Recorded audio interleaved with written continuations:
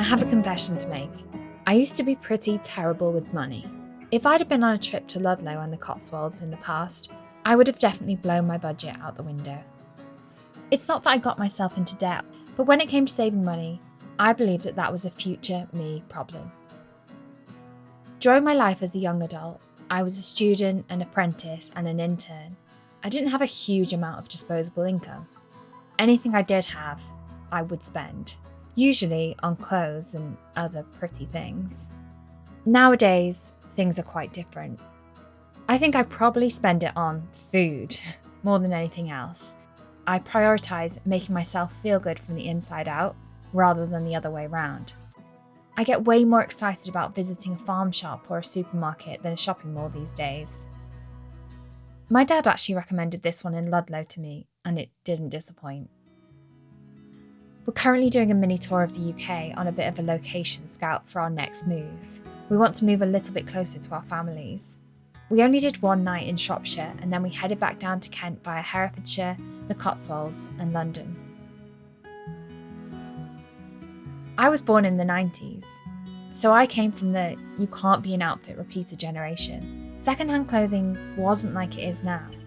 At the time, shopping for new clothes was second nature to me and I really loved it.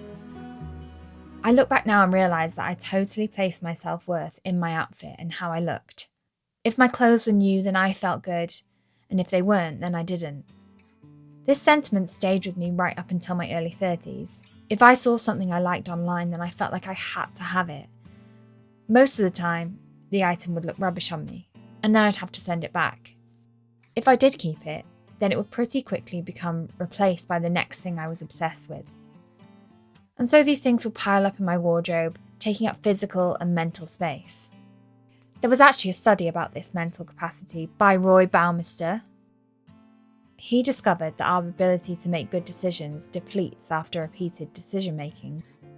So if we have to decide what to wear every morning from a mountain of clothes, then we're using up valuable decision making energy. That's why some successful people notoriously always wear the same thing.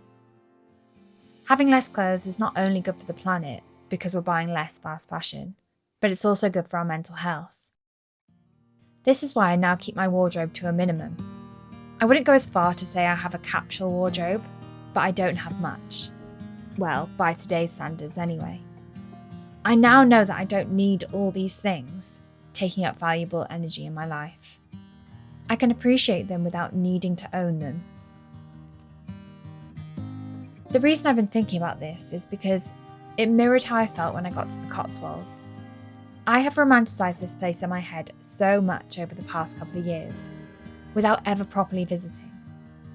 I've seen so much of the Cotswolds via YouTube, I thought it was the perfect place for me.